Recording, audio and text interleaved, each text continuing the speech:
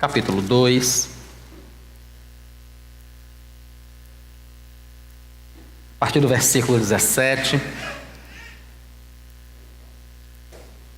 Primeira carta de Paulo aos Tessalonicenses, capítulo 2, a partir do versículo 17.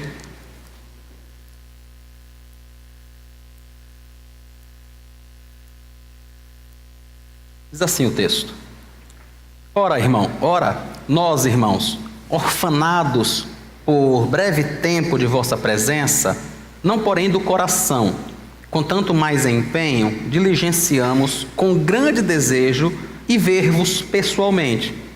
Por isso, quisemos ir até vós, pelo menos eu, Paulo, não somente uma vez, mas duas. Contudo, Satanás nos barrou o caminho. Pois quem é a nossa esperança, ou alegria, ou coroa, em que exultamos, na presença de nosso Senhor Jesus em sua vinda? Não sois vós? Sim, vós sois realmente a nossa glória e a nossa alegria. Pelo que, não podendo suportar mais o cuidado por vós, pareceu-nos bem ficar sozinhos em Atenas. E enviamos nosso irmão Timóteo, ministro de Deus no Evangelho de Cristo, para, em benefício da vossa fé, confirmar-vos e exortar-vos, a fim de que ninguém se inquiete com essas tribulações. Porque vós mesmos sabeis que estamos designados para isto. Pois, quando ainda estávamos convosco, predissemos que íamos ser afligidos, o que de fato aconteceu, e é do vosso conhecimento. Foi por isso que, já não me sendo possível continuar esperando, mandei indagar o estado da vossa fé, temendo que o tentador vos provasse e se tornasse inútil o nosso labor. Agora, porém, com o regresso de Timóteo, vindo do vosso meio, trazendo-nos boas notícias da vossa fé e do vosso amor, e ainda de que sempre guardais grata lembrança de nós, desejando muito ver-nos, como aliás também nós a vós outros, sim, irmãos, por isso fomos consolados acerca de vós, pela vossa fé, apesar de todas as nossas privações e tribulação. Porque agora vivemos, se é que estáis firmados no Senhor. Pois que ações de graças podemos tributar a Deus no tocante a vós outros, por toda a alegria com que nos regozijamos por vossa causa diante do nosso Deus, orando dia e noite com máximo empenho para vos ver pessoalmente e reparar as deficiências da vossa fé. Ora, o nosso mesmo Deus e Pai e Jesus, nosso Senhor, dirijam-nos o caminho até vós, e o Senhor vos faça crescer e aumentar no amor uns para com os outros e para com todos, como também a nós para convosco, a fim de que seja o vosso coração confirmado em santidade, isento de culpa, na presença de nosso Deus e Pai, na vinda do nosso Senhor Jesus Cristo com todos os seus santos. Amém. Nós agradecemos, Pai, pelo registro da Tua palavra e porque ela chegou até nós. Agradecemos ao Senhor por todas as versões bíblicas que o Senhor permitiu que existisse em português. Obrigado, Pai, muito obrigado, porque nós temos acesso à revelação e à palavra do Senhor para a nossa vida. Queremos te rogar que nesta noite complete a boa obra no nosso coração, já que o Senhor preservou a Tua palavra, que acabou de ser lida neste momento. Nós te rogamos que no santo nome de Jesus também abra o nosso coração, Senhor Jesus. Torna o nosso coração, a nossa mente, um campo fértil, onde a Tua palavra possa ser semeada, Senhor. Onde nós possamos aprender com o Senhor e sermos por ela edificados. Nós te oramos no santo nome de Jesus. Amém. Nós continuamos com Paulo escrevendo aos Tessalonicenses. É uma igreja pela qual ele nutria um grande amor, uma grande afeição, mas é uma cidade da qual ele tinha saído correndo. Ele tinha saído expulso para preservar a sua própria vida. Já tinha um bom tempo que Paulo estava afastado daquela cidade, mas ele continuava com o coração um tanto incomodado. E esse incômodo no coração de Paulo, irmãos, leva ele a tomar determinadas atitudes que são muito interessantes e que nos ensinam hoje. O esforço de Paulo por reparar aquela necessidade, aquele problema que ele sentia naquele momento, o modo como ele lidou com isso, o modo como o próprio Deus tratou e conduziu cada um daqueles aspectos, tem muito a nos ensinar. É isso que eu queria ver com os irmãos hoje à noite. Se você puder manter sua Bíblia aberta, nós vamos o tempo todo estar nesses mesmos textos aí, seguindo. Primeiro, a gente precisa perceber que havia algo que incomodava Paulo. É o que está aí no versículo 17. Ele diz: irmãos, nós estamos orfanados.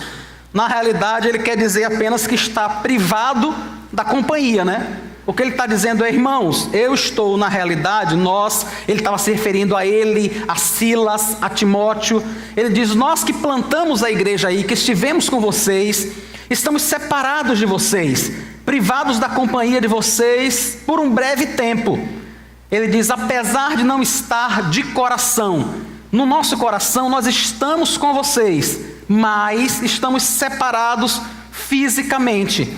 E ele diz que tenta com todo esforço, com grande empenho, ver aqueles irmãos. É o que ele diz no versículo 18, ou versículo 17.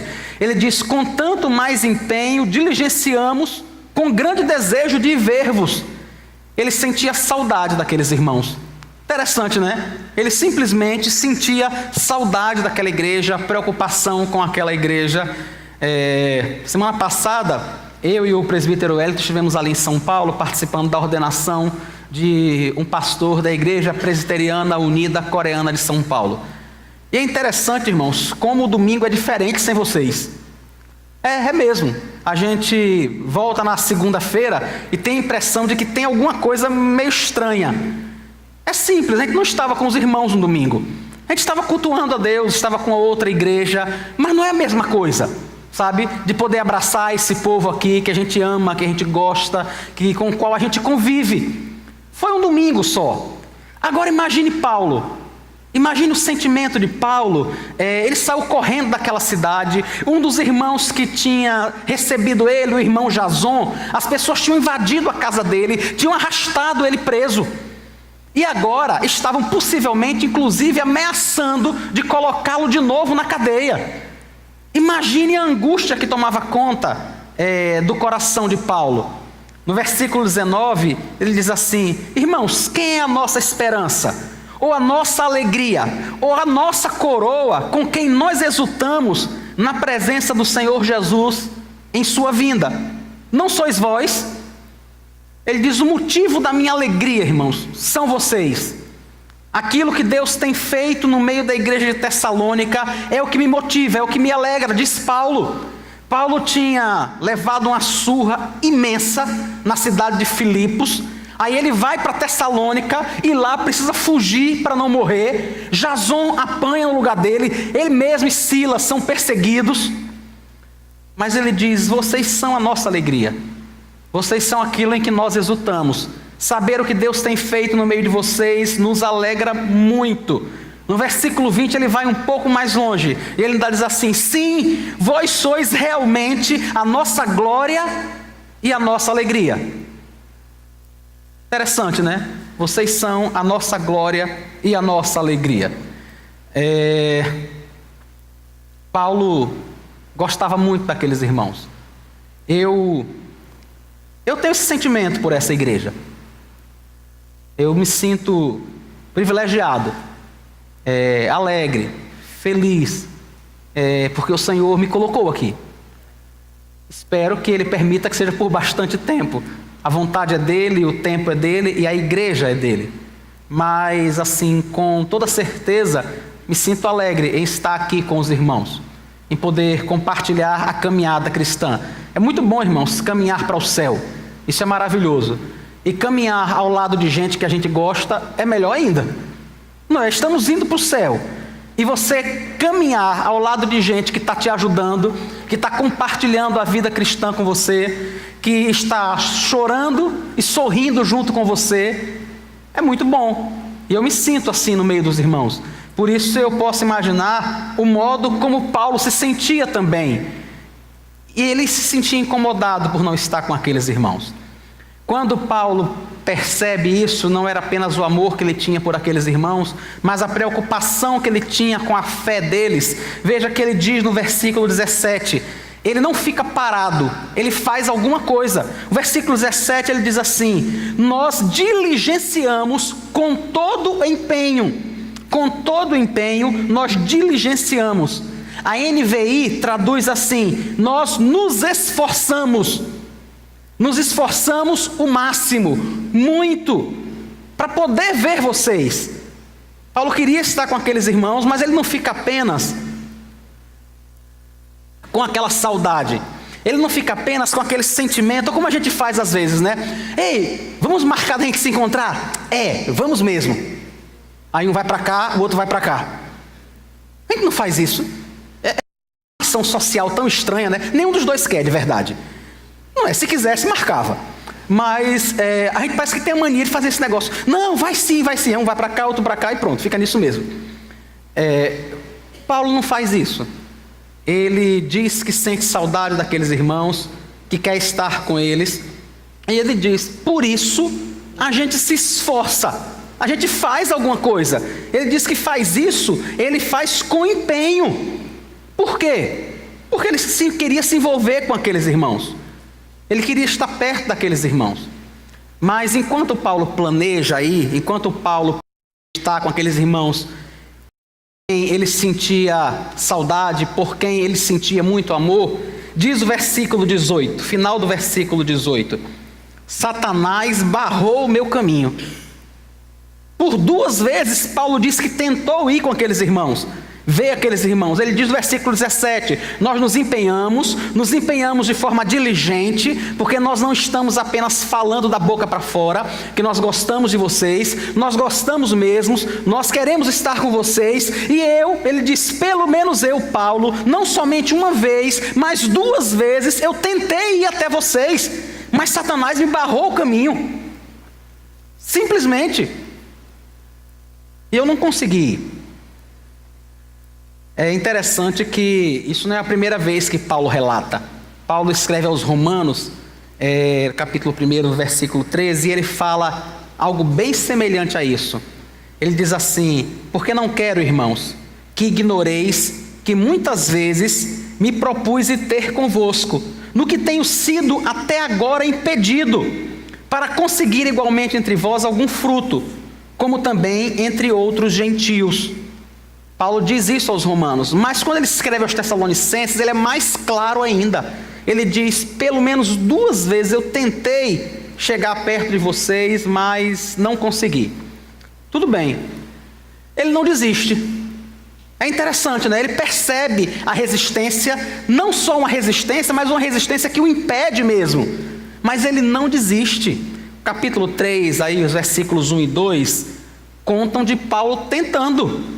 Ele diz: pelo que, não mais podendo suportar o cuidado por vós, pareceu-nos bem ficar sozinhos em Atenas. Ele diz: eu tentei 2 vezes, Satanás me impediu, mas eu não consigo suportar não saber notícia de vocês. Eu não consigo ficar em paz, eu não consigo dormir, o meu dia não está bem, porque eu não sei como está a fé de vocês. Aí ele diz: sabe de uma coisa, eu prefiro ficar sozinho. Ele diz: já que eu não consigo ir, ele diz: eu vou ficar sozinho em Atenas e vou mandar Timóteo ir visitar vocês. E é isso que Timóteo faz.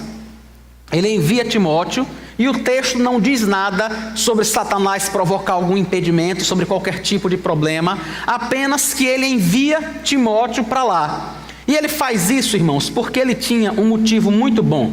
O capítulo 3, aí o versículo 2, ele diz que vai enviar Timóteo para, em benefício da vossa fé, confirmar-vos e exortar-vos, a fim de que ninguém se inquiete com essas tribulações. Percebem que o que motiva Paulo a querer ir ou a enviar alguém não são motivos egoístas. Ele mesmo estava sofrendo. Ele também sabia que aqueles irmãos lá estavam enfrentando perseguição. E o que é que Paulo diz? Aqueles irmãos estão preocupados comigo, eu estou preocupado com eles, eu vou mandar Timóteo, já que eu não consigo ir. Timóteo vai, como diz aqui o versículo 2, confirmar vocês, exortar vocês, consolar vocês, para que vocês possam estar melhor. para que eu também possa estar bem, sabendo como vocês estão. E ele diz que, aí no versículo 1, que Timóteo é um ministro de Deus no Evangelho de Cristo. Ele entende que Timóteo é uma pessoa que pode fazer isso sem problema algum. Paulo não é aquele que diz assim, não, se eu não vou, também ninguém vai. Quem tem que ir sou eu sou responsável, eu sou líder, isso e aquilo. Não. Ele diz, olha, Timóteo é um ministro do Evangelho de Deus, ele vai.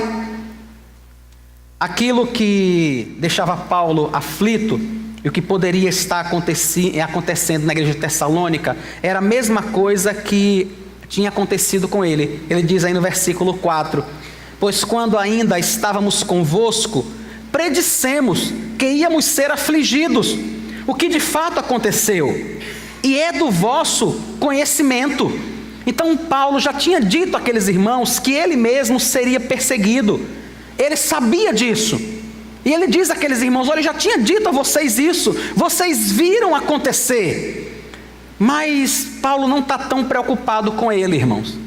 Ele não está tão preocupado com a perseguição que ele sofreu. Ele está preocupado com a perseguição que aquela igreja nova, que aqueles novos convertidos poderiam estar enfrentando. E como eles reagiriam a isso. Vejam o versículo 5. Ele diz, foi por isso que, já não me sendo possível continuar esperando, mandei indagar o estado da vossa fé, temendo que o tentador vos provasse e se tornasse inútil o nosso labor. Ele diz, rapaz, eu não conseguia mais suportar não saber como vocês estavam, como estava a fé de vocês. Do mesmo modo que Satanás levantou este grupo de judeus que nos perseguiu, que invadiu a casa de Jason, que arrastou ele para a prisão, que me fez sair da cidade corrido, dessa mesma forma, eu não sei se ele está fazendo isso com vocês também. E se está, eu não sei como vocês estão reagindo. Não sei como é que vocês estão reagindo a isso. Ele diz, então, por isso eu mandei Timóteo e ter com vocês e procurar vocês. O retorno de Timóteo, irmãos, demonstra para Paulo que as preocupações que ele tinha não tinham razão de ser, não com tanta intensidade. Veja o relato que ele mesmo faz da volta de Timóteo, no capítulo 3, versículo 6. Agora, porém, com o regresso de Timóteo, vindo do vosso meio, trazendo-nos boas notícias da vossa fé e do vosso amor, e ainda de que sempre guardais grata lembrança de nós, desejando muito ver-nos, como aliás também nós a vós outros. Sim, irmãos, por isso fomos consolados acerca de vós, pela vossa fé, apesar de todas as nossas privações e tribulação, porque agora vivemos, se é que estás firmados no Senhor. Paulo diz, irmãos, agora eu posso descansar, agora eu posso dormir um pouco mais em paz. Vocês estão firmes na fé, é o que ele diz no versículo 6. Vocês estão firmes na fé, vocês estão firmes no amor, e mais do que isso, tem uma coisa que também afetava um pouco Paulo. Depois que ele saiu de Tessalônica, irmãos, aquele grupo de pessoas que o expulsou de lá, começou uma campanha de difamação contra ele, contra os irmãos que estiveram com ele. E Paulo não sabe o que as pessoas teriam absorvido disso. O que é que os irmãos teriam absorvido dessa campanha difamatória?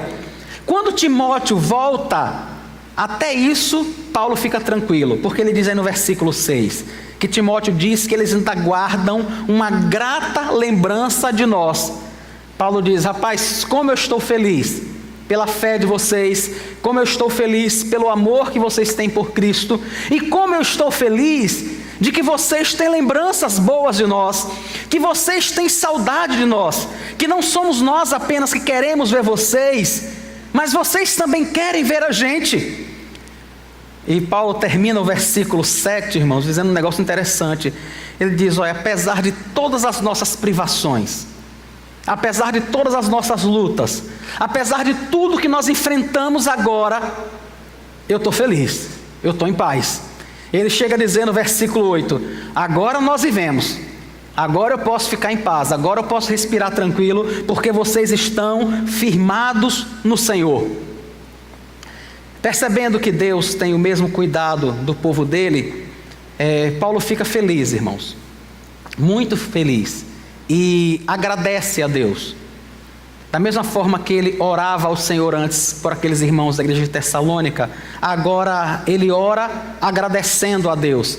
Vejam a alegria de Paulo no versículo 9. Eu vou ler aqui para a gente a versão da NVI. Ele diz assim: como podemos ser suficientemente gratos a Deus por vocês, por toda a alegria que temos diante de Deus, por causa de vocês. Imagine, apenas as notícias de que aqueles irmãos estavam bem provocam uma alegria tão grande em Paulo que ele diz: como é que eu posso ser grato a Deus? Como é que eu posso ser suficientemente grato a Deus por tudo que Ele fez? Pelo modo que vocês estão vivendo, porque Ele tem guardado a fé de vocês. Ele diz no versículo 10: noite e dia insistimos em orar, para que possamos vê-los pessoalmente e suprir o que falta da fé de vocês. Paulo diz: o que eu posso fazer em gratidão a Deus é continuar orando por vocês, é continuar pedindo a Deus que continue a guardar a fé de vocês e que me permita uma boa oportunidade de me reunir, de me encontrar mais uma vez com vocês, de falar a palavra de Deus para vocês, de edificá-los mais uma vez. O capítulo 3 então termina com Paulo fazendo uma oração por aqueles irmãos.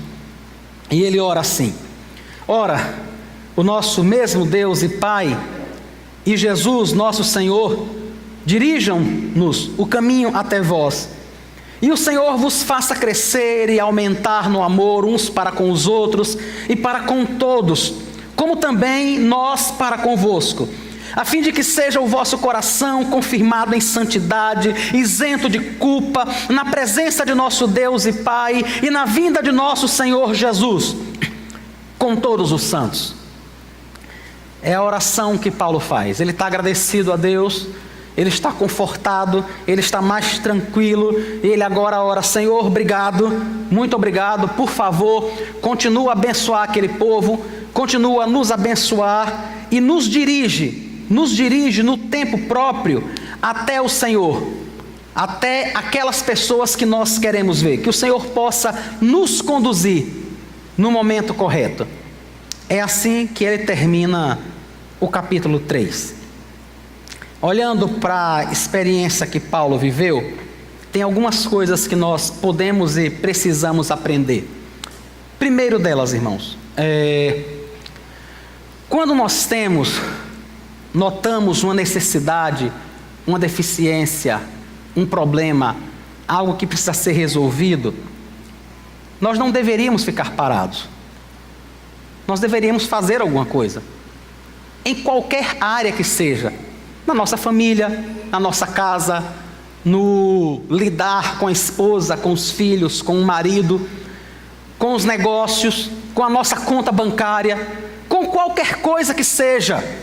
Nós precisamos, sair daquele estado assim, dizer: não, eu sei, de apenas reconhecer que algo precisa ser feito, e precisamos fazer. Percebem que Paulo, ele sente saudade daqueles irmãos, ele está preocupado com aqueles irmãos, e ele se empenha em ver e fazer alguma coisa. Eu e você precisamos fazer isso, em qualquer coisa que seja. Na nossa própria igreja, você percebeu uma deficiência? Percebeu que algo precisa ser consertado? Faça. Antes de subir aqui no púlpito, eu fui aqui atrás, fui ao banheiro e saí de lá com uma convicção: amanhã eu vou comprar uma lixeira para colocar no banheiro dos homens, naquele último. Não tem jeito, eu já vi várias vezes. Não tem porquê ficar: não, e fulano faz, e ciclano. Qual é o problema de comprar uma lixeira? Eu vou comprar. Não vai me quebrar as mãos. Eu tenho tempo para fazer isso, eu posso fazer isso. É isso que eu quero dizer. Nós precisamos perceber, e em vez de a gente ficar só: fulano, veja aquilo, ciclano, faça aquilo, beltrano, olha aquilo. Faça, rapaz. Faça alguma coisa. Você não percebe a necessidade, você não está vendo a carência, não está vendo que precisa. Aí precisa e fica pensando, não, deixa eu falar com alguém. Deixa eu ver se alguém podia fazer. Por que você não pode fazer? É o que Paulo está dizendo. Ele diz assim, eu estou com saudade de vocês, eu vou providenciar alguma coisa, eu vou tentar ver vocês. Mas quando ele tenta fazer isso, ele diz que simplesmente Satanás lhe barra o caminho. Ele não vai mais adiante, irmãos. Ele não vai mais adiante. Ele não diz como foi que isso aconteceu. Ele não diz a forma que Satanás lhe barrou o caminho. O que ele diz é, eu não consegui ir. Isso é algo que acontece mesmo, irmãos. Algumas vezes, nós somos impedidos por 1 milhão de fatores. 1 milhão deles, sabe? Algumas vezes tentando fazer algo de bom, tentando fazer algo de correto, tentando fazer algo que agrada a Deus. Mesmo assim, nós encontramos alguns obstáculos. Isso é natural, isso é comum. Algumas pessoas que não gostariam que aquilo fosse feito, ou uma outra pessoa, por exemplo, você tem vontade de fazer algo, mas já tem alguém fazendo. É simples, você não tem como tomar aquilo daquela pessoa. Não tem por que você tirar a pessoa do que ela está fazendo, se já tem alguém fazendo. Não tem porquê. Paulo diz, olha, não consegui ir, não tive como ir. Ele chega a dizer isso, irmãos, mais de uma vez. Mais de uma vez Paulo chega a falar sobre isso. Eu acho interessante ele citar que foi Satanás que o impediu dessa vez, porque em um outro momento, ele diz que foi o Espírito Santo quem o impediu. Atos capítulo 16, se você puder abrir. Capítulo 16, versículo 6.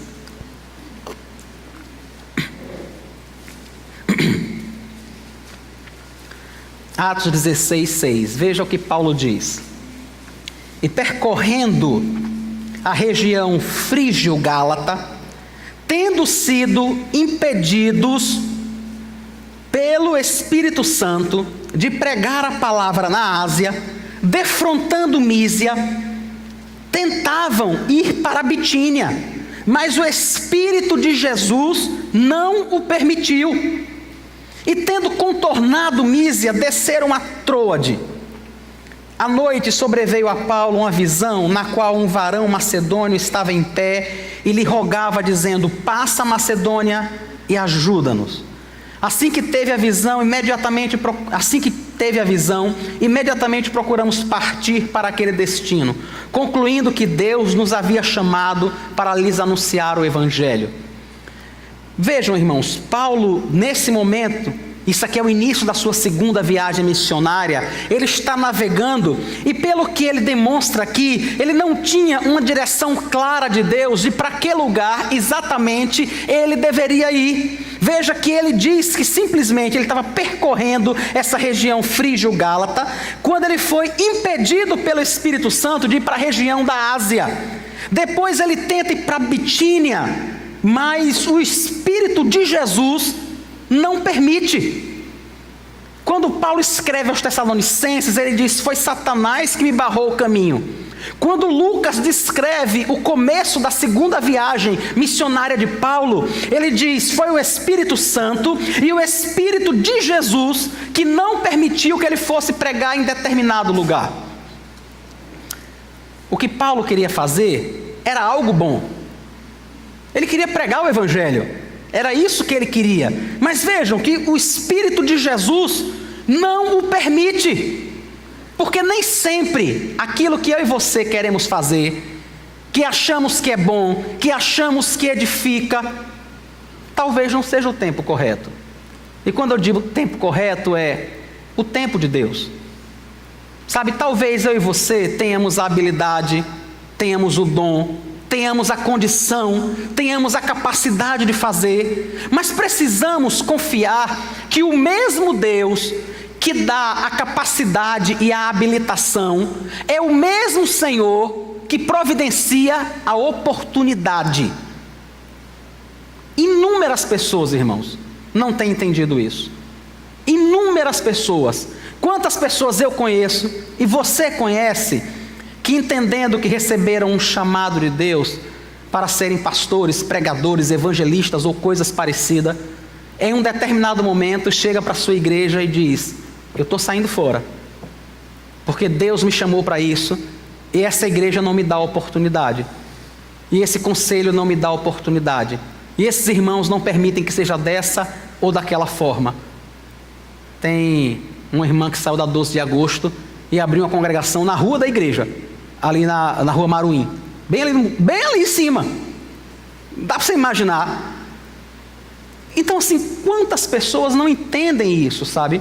Talvez sim, talvez você seja um excelente músico, talvez você seja um cantor maravilhoso, talvez ninguém tenha uma voz como a sua, ou talvez ninguém tenha a habilidade administrativa que você tem.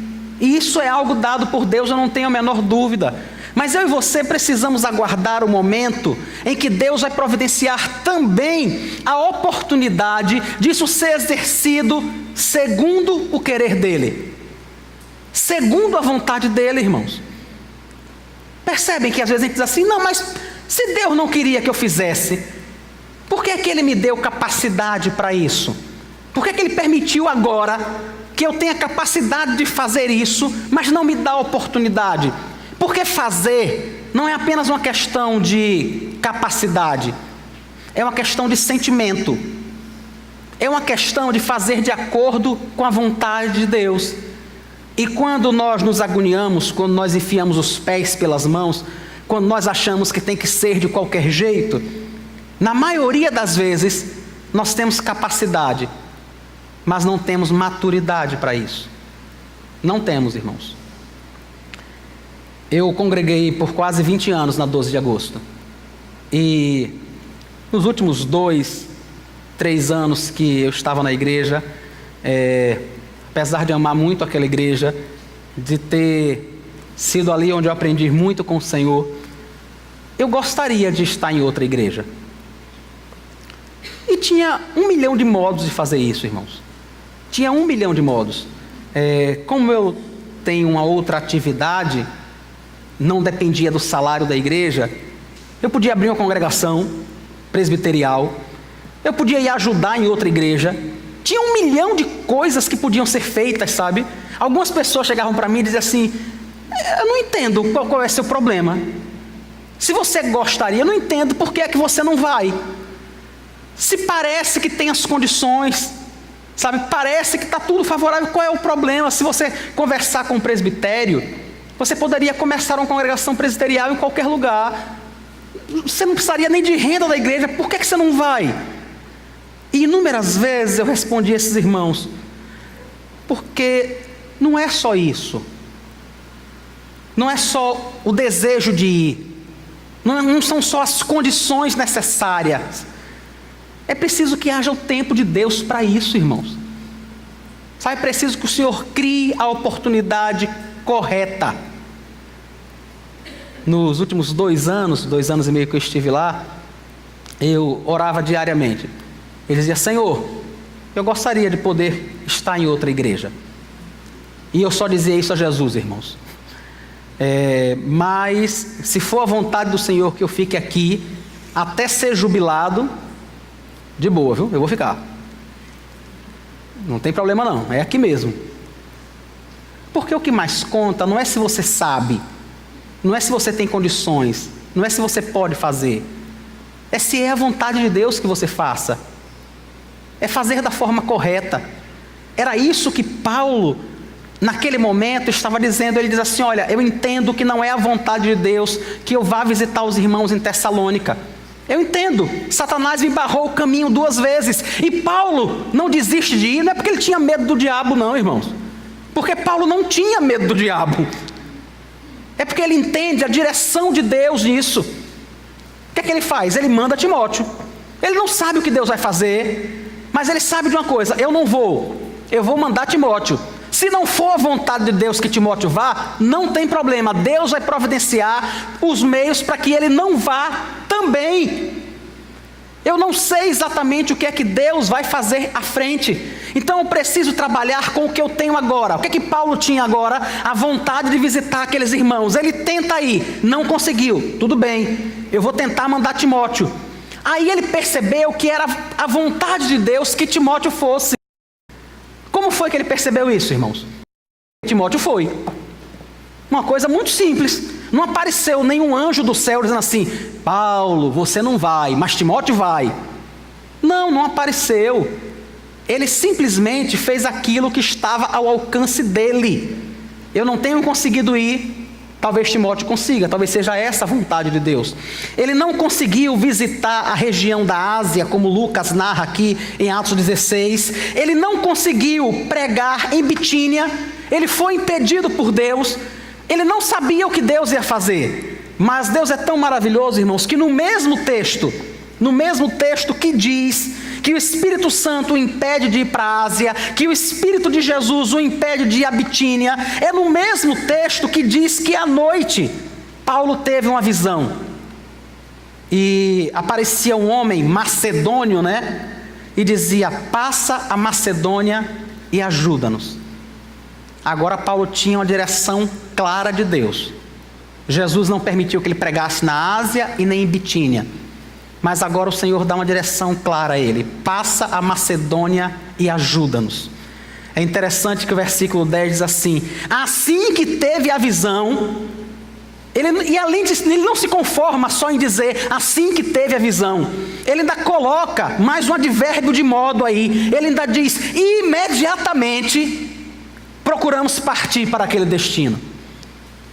Percebe, irmãos, quando ele sente a direção de Deus, quando o Senhor fala com ele, não é a Ásia, não é Bitínia, é a Macedônia. É claro, o Senhor não disse a ele naquele momento que ele quase ia ser morto de tanto apanhar em Filipos, que ele ia sair corrido de Tessalônica, mas o Senhor dá uma direção clara a ele, e ele segue nessa direção imediatamente. É isso que cada um de nós precisa, sabe, fazer e trabalhar com aquilo que está ao nosso alcance.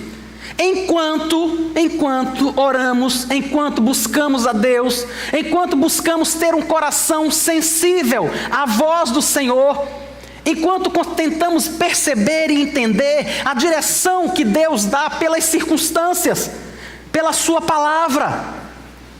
É assim que nós precisamos fazer, irmãos. Um dia o pastor Neemias subiu no púlpito da 12 e disse assim: irmãos, talvez a gente precise fechar a igreja em Glória, porque o pastor Ricardo, que era pastor da igreja, está indo para Fortaleza. Eu vou assumir a 12 de agosto, não tenho condições de ficar indo à Glória e tomar conta da 12 de agosto. Lá tem um grupo pequeno de irmãs, eu conversei com elas para elas irem para a igreja batista, mas elas disseram que não quiseram, que não queriam. Então, eu não sei ainda bem o que nós vamos fazer. No final daquele culto, eu era membro da igreja apenas, terminou o culto, eu procurei o pastor Neemias e disse: pastor, o senhor deixa eu ir para lá? Ele disse: e você vai? Eu vou sim. Se o senhor deixar, eu vou. O senhor é o pastor. Se o senhor deixar, eu vou. Ele disse: então vá. No domingo seguinte eu estava em Glória. E passei 2 anos lá com os irmãos. E foi bom demais, viu? Pense no negócio bom. Foi um tempo assim extremamente maravilhoso. Eu não sabia, irmãos, se era a vontade de Deus que eu fosse ou não. Eu precisava colocar para o pastor Neemias, que era o pastor da minha igreja, que era o meu pastor, aquilo que estava no meu coração. Eu queria ir. E precisava entender que a palavra dele seria a palavra de Deus para a minha vida. Vá ou fique. E acabou. Eu precisava entender isso, porque não ia chegar um anjo do céu para dizer assim: Edward, é para você ir. Não é para você ir. Eu precisava entender a direção de Deus. Graças a Deus foi essa a vontade do Senhor. Depois Deus levantou diversos outros irmãos que estiveram ali em Glória. O pastor Francisco, que está com a gente, também esteve lá, acho que por uns 3 anos, não foi, Chico? Por 4, Então, o pastor Francisco esteve lá com a esposa por 4 anos. Mas eu e você precisamos, antes de qualquer coisa, trabalhar com aquilo que temos. Trabalho com aquilo que eu tenho, com aquilo que está à minha disposição nesse momento. Enquanto isso, eu oro a Deus, eu busco ao Senhor e eu confio que Ele é o Senhor de todas as coisas. Quando as coisas não dão certo, da forma que eu pensava, eu preciso me voltar para a Bíblia mais uma vez. Por exemplo, Provérbios 16:1. O coração do homem pode fazer planos, mas a resposta certa dos lábios vem do Senhor. Entendem?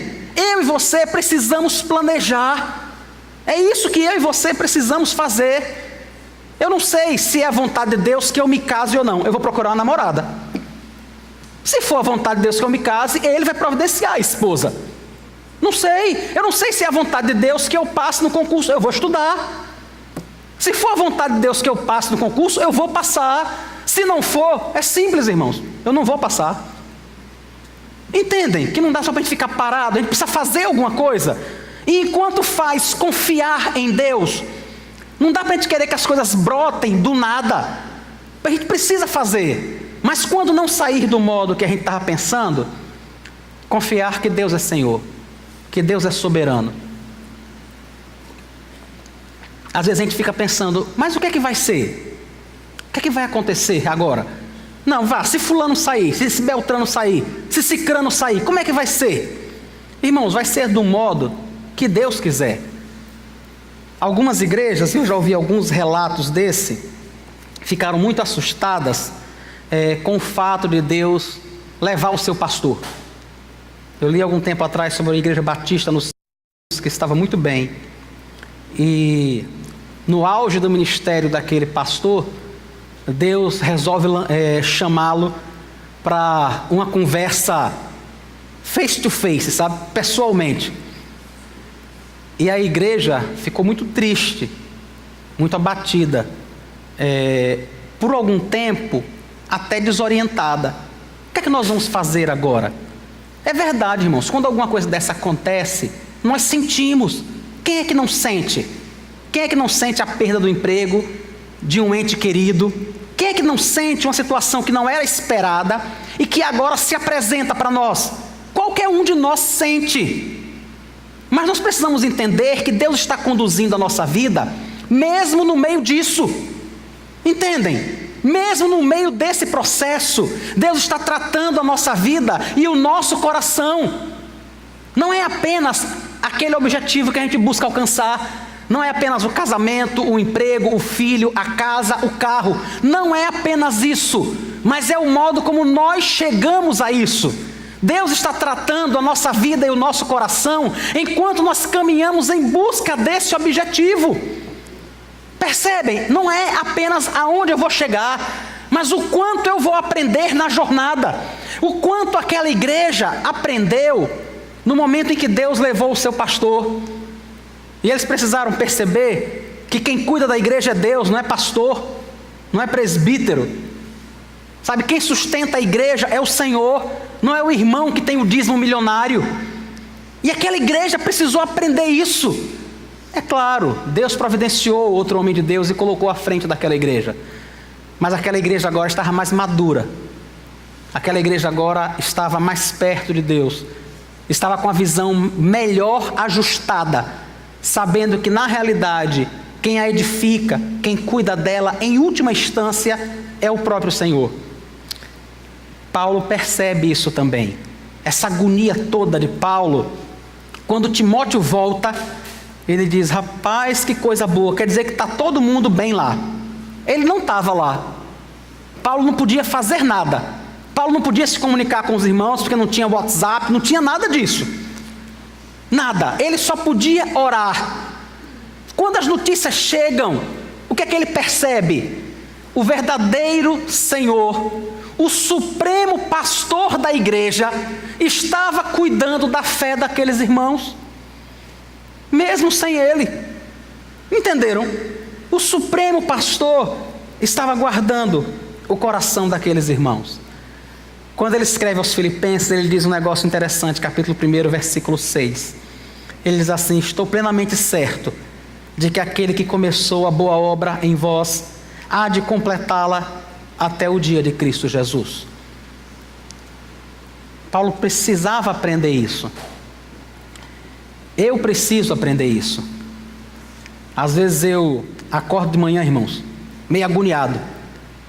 Já acordo lembrando de vários rostos que eu não vejo aqui há não sei quanto tempo. E aí vou orar e já acordo pensando, rapaz, essa semana tem que preparar o estudo para o culto de oração, tem que preparar o estudo da quinta-feira, a aula da escola dominical, o sermão do domingo à noite. mas tenho que ir atrás do irmão fulano, atrás do irmão cicrano, atrás da irmã Beltrana, que só Jesus sabe onde foi parar. E quantas vezes, sabe, eu fico agoniado com isso. Até lembrar que há um Senhor que deixou o trono de sua glória por cada membro dessa igreja. Por cada um. E que é Ele que está cuidando. E que pode ser que eu não tenha a menor ideia porque é que tem não sei quantas semanas que o fulano não aparece, que não atende a ligação. Desde quarta-feira que eu ligo para o irmão. Não tem jeito para conseguir falar. Você liga, manda mensagem, manda sinal de fumaça. Não tem jeito. Mas eu sei que eu posso orar. Eu sei disso, eu sei que eu posso orar e eu tenho feito isso. Então assim, há um Senhor cuidando da igreja. Foi o que Paulo precisou aprender com a vinda de Timóteo, com as notícias que ele recebeu. Ele diz: rapaz, eu não tenho nem palavras para agradecer a Deus, o quanto Deus tem feito no meio daquele povo. Tem coisas que eu e você podemos fazer. É responsabilidade minha, irmãos. É responsabilidade minha preparar o sermão, o estudo, visitar os irmãos, fazer o que estiver ao meu alcance. Isso é responsabilidade minha. Cuidar verdadeiramente da alma e do coração dos irmãos, só o Senhor faz. Só o Senhor. Eu preciso fazer a minha parte e descansar naquele que faz sempre a parte dele. O tempo todo, constantemente. Precisamos descansar nisso. Você precisa descansar nisso com relação ao seu emprego, com relação à salvação dos seus filhos, da sua mãe, do seu pai, de alguém que você ama muito e que você prega e fala e às vezes fica agoniado, né? E diz: misericórdia, não vai ser nunca não, Irmãos, na realidade só quem muda é Deus. Não tem como você levar esse fardo sobre você de querer convencer quem quer que seja. Não vai conseguir, não vai. Mas eu e você podemos fazer isso que Paulo fazia. Ele orava pelos irmãos e ele passou a vida toda, o tempo todo que ele pôde, orando por aqueles irmãos. Quando Timóteo volta, que traz as boas notícias, ele termina o capítulo 3 fazendo a mesma coisa, orando mais uma vez. Agora, com certeza, mais confiante. Com certeza, muito mais confiante. É por isso que aqui no capítulo 3, versículo 11, ele continua a orar, continua a pedir ao Senhor que dirija o caminho deles, que fortaleça a fé daqueles irmãos, o amor de um para com os outros, que os confirme em santidade. Ou seja, Paulo percebeu que aonde ele podia ir, aonde Deus permitisse que ele fosse, era essa a vontade de Deus. Mas onde Deus não permitisse que ele fosse, não era essa a vontade do Senhor. E algumas vezes a gente fica tão agoniado com isso, né? Essa semana eu passei a semana toda pensando em tentar ajudar uma igreja que eu sei que precisa de algum apoio. E eu estava pensando comigo: rapaz, eu podia ir lá, pelo menos um domingo por mês de manhã, dar aula na escola dominical. Aqui tem o Wellington, tem o Rodrigo, tem outras pessoas que dão aula. No dia que eu não for dar aula, eu podia ir lá. Também tentar ajudar aqueles irmãos. Então algumas vezes a gente fica assim, pensando: sabe o que eu posso fazer para contribuir com a edificação da igreja? Mas sabendo que só quem pode realmente fazer de verdade é Cristo. Eu preciso fazer a minha parte. Você precisa mesmo fazer a sua parte. Mas precisa confiar em Cristo. Precisa descansar no Senhor. Precisa saber que Satanás não vai impedir o seu caminho, se for a vontade de Deus que você faça. Não vai, irmãos, de jeito nenhum. Porque Satanás, os anjos, as ondas, o mar, seja lá o que for, é tudo de Deus. É tudo dele. E ele faz da forma que ele quer. No dia que Satanás comparece diante de Deus, diz assim: você tem visto o meu servo Jó? É o que Deus diz a ele, né? Ele é um homem reto, íntegro, que se desvia do mal. Satanás olha para Deus e diz: ele só adora o Senhor porque o Senhor deu riqueza a ele. E aí Deus diz: vá, tire a riqueza dele. Satanás volta e diz: não, Jó só adora o Senhor porque ele tem saúde. O Senhor deixou que eu tirasse o dinheiro, mas ele tem saúde. Então ele vai continuar a adorar. E aí Deus diz: pode tirar a saúde dele. E Jó contrai uma chaga maligna do alto da cabeça à planta dos pés, mas continua a adorar ao Senhor. Satanás talvez, irmãos, estivesse muito contente e rindo da situação de Jó. Talvez sim. Jó estava sem saúde, tinha perdido todos os seus filhos, não tinha o apoio de sua esposa, e ainda tinha 3 amigos, inimigos, sei lá o que era, que andavam do lado dele o tempo todo acusando ele. Era essa a situação de Jó. Talvez Satanás se alegrasse com isso. O que ele não percebia, o que ele não estava sabendo naquele momento, é que o Senhor estava forjando um novo Jó. Totalmente diferente.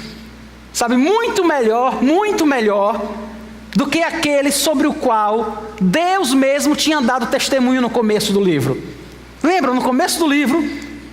Pois depois de tudo aquilo que Satanás achou que estava apenas perturbando, atormentando, ferindo, o Senhor que transforma todo mal em bem, o Senhor que faz com que a graça seja superabundante, onde o pecado abunda, transforma Jó, faz com que a sua fé cresça, faz com que ele se aproxime do Senhor.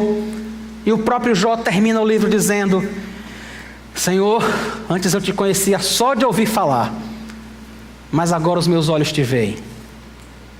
Percebem? Satanás achava que estava tendo vitória, que estava torturando Jó. Muito pelo contrário, ele estava sendo um instrumento de Deus para o amadurecimento da fé de Jó. Era isso que estava acontecendo. Satanás jamais poderá, irmãos, atacar, destruir ou fazer qualquer coisa em nossa vida que não tenha a estrita condução de Deus, que não seja unicamente para o nosso bem. Talvez algumas vezes a gente não consiga perceber isso, por um fato muito simples: nós não somos Deus. Nós não temos a visão completa do todo, mas nós podemos confiar que o Senhor está cuidando de nós. Nós podemos confiar que o Senhor está cuidando de sua igreja, mesmo quando Paulo não está lá. Ele pode descansar e confiar: Deus está cuidando dos irmãos da cidade de Tessalônica. E as notícias que Timóteo traz confirmam isso. Ele pode até ser que Jason tenha apanhado, pode até ser que outros irmãos tenham sofrido. Quando o Senhor Jesus se revela a João, lá em Apocalipse 2:10, ele diz assim: olha, Satanás vai colocar algum de vocês nas cadeias, vocês vão ter tribulações de 10 dias, mas permaneçam firmes. Fiquem firmes, não desvaneçam, seja fiel até a morte, e você vai receber a coroa da vida. Satanás pode estar pensando que está acabando com a sua vida. Não, nada disso. Ele só está providenciando a coroa da vida que você vai receber. Uma vida que não se acaba, uma vida que não termina aqui. É isso que nós precisamos perceber, irmãos. Há um Senhor no céu conduzindo todas as coisas, e que é muito maior do que eu e você, e que está cuidando de nós a despeito de toda e qualquer situação. É tudo dele, é tudo para a glória dele. É por isso que eu não canso de dizer: vai dar certo, tá? Não tem como não dar. Não tem como não dar certo. Há um Senhor assentado sobre o trono do universo, conduzindo todas as coisas. Mesmo quando existe o choro, mesmo quando existe a tristeza, eu não tenho a menor dúvida, isso está produzindo uma igreja melhor, um cristão melhor, uma fé mais próxima de Deus. É isso que o Senhor faz na sua e na minha vida.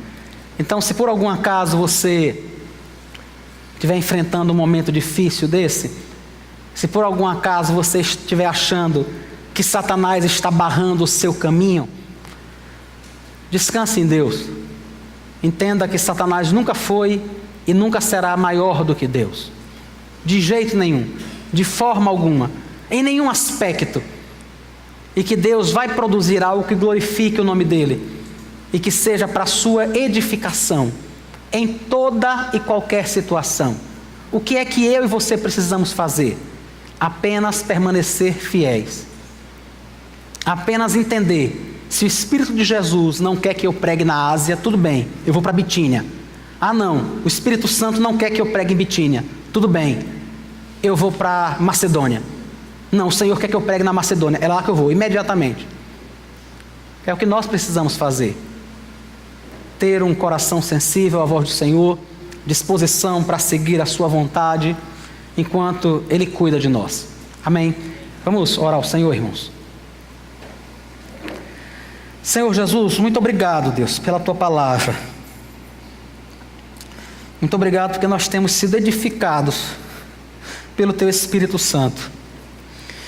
Muito obrigado pelas lutas, pelas dificuldades, pelas provações, que quantas vezes, Pai querido, apesar delas, apesar de nós acharmos que são coisas tão terríveis, o Senhor as tem usado para a nossa edificação. Nos perdoa, Deus, porque quantas vezes murmuramos sem saber que o Senhor está produzindo algo muito melhor. Nos perdoa, Pai, porque nós não conseguimos perceber a obra completa que o Senhor está pintando. Nos perdoa, Pai, porque quantas vezes ao reclamarmos, nós não percebemos o quanto somos soberbos, o quanto não estamos descansando e colocando a nossa mão na vida daquele que faz todas as coisas concorrerem para o nosso bem.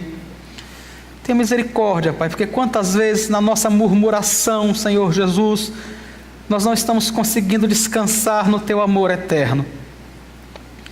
Como o Senhor mesmo disse, nós somos pó. É assim que nós somos. E é por isso que nós estamos aqui nesta noite, pedindo ao Senhor que nos sustente na nossa pequena fé, que nos dê graça para saber que quando o Senhor não abrir uma porta, é porque ela deve ficar fechada. Ajuda-nos, Deus, ajuda-nos a termos um coração sensível à Tua voz, ao Teu querer e à direção do Teu Espírito. Nós te oramos no santo nome de Jesus. Amém.